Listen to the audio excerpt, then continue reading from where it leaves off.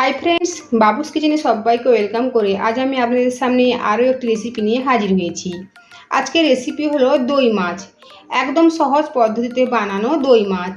তা চলুন যা যা রেসিপির দিকে আমি কিভাবে বানিয়ে নিয়েছি দই মাছ, আর ভিডিওটি স্কিপ না করে লাস্ট পর্যন্ত দেখার জন্য অনুরোধ রইল। দই মাছ বানানোর জন্য আমি এখানে রুই মাছের 3টে পিস নিয়েছি। এখন এই মাছের পিসের মধ্যে দেবো হাফ লেবুর রস, দেবো অল্প পরিমাণে গোলমরিচের গুঁড়ো, দেবো পরিমাণ মতো লবণ। এখন মাছের পিসের মধ্যে লবণ, ব্ল্যাক পেপার পাউডার আর লেবুর রসটা ভালোভাবে মাখিয়ে নেব, আর 5 মিনিটের জন্য এভাবে রেখে দেবো। সাথে লাগবে ফোড়নের জন্য সাজিরে, তেজপাতা, 2টো লবঙ্গ, একটা ছোট এলাচ, ছোট দারচিনি আর একটা শুকনো লঙ্কা। আর সাথে নিয়েছি একটা মিডিয়াম সাইজের পেঁয়াজ। পেঁয়াজটা আমি মিক্সিতে বেটে নিয়েছি।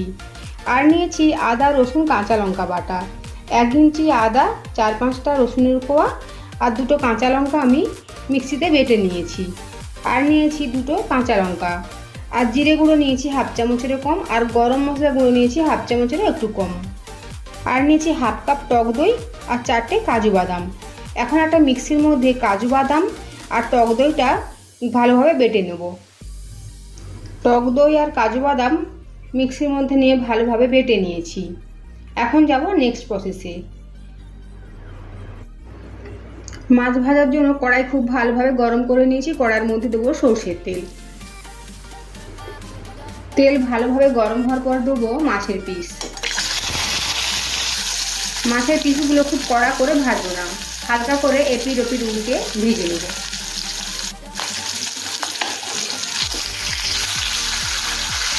দেখুন ঠিক এইভাবে মাছের পিসগুলো আমি ভেজে নেব। মাছের পিসগুলো ভেজে নিয়েছি, এখন তুলে নেব।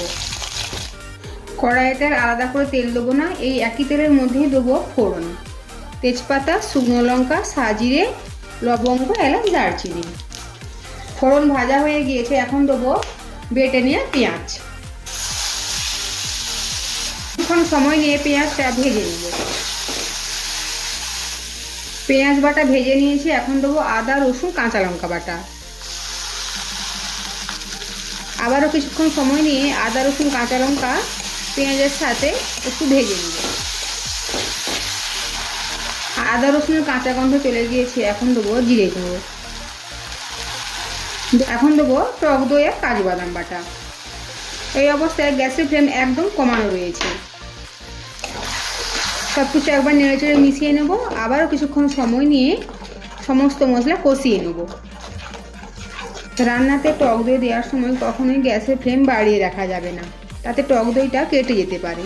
তাই গ্যাসের ফ্লেম অফ করে, নইলে গ্যাসের ফ্লেম একদম কমিয়ে রেখে টক দই ব্যবহার করতে হবে রান্নাতে।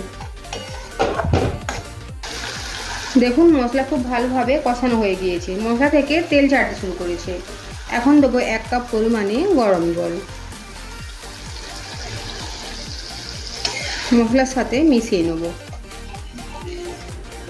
এখন দেবো স্বাদ মতো লবণ, আর দেবো চিনি টেস্টটাকে ব্যালেন্স করার জন্য। এখন গ্রেভি ফুটে উঠেছে, এখন দেবো আগে থেকে ভেজে রাখা মাছের পিসগুলো।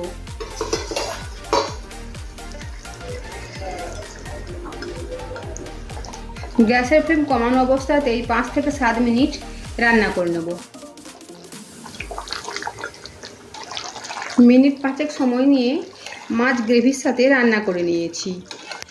এখন দেবো গরম মশলা গুঁড়ো,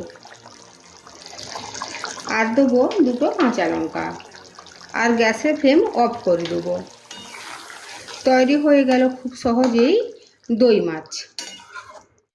আজকের আমার এই দই মাছ রেসিপি যদি আপনাদের ভালো লেগে থাকে তো অবশ্যই কমেন্ট করে জানাবেন কেমন হয়েছে। সাথে লাইক, শেয়ার ও সাবস্ক্রাইব করার জন্য অনুরোধ রইল, আর পাশে থাকা বেল আইকন প্রেস করার অনুরোধ রইল আমার প্রতিদিনের ভিডিওর আপডেট পাওয়ার জন্য। ভালো থাকবেন, সুস্থ থাকবেন। ফিরে আসছি অন্য কোনো রেসিপি নিয়ে। আর ভিডিওটি লাস্ট পর্যন্ত দেখার জন্য ধন্যবাদ।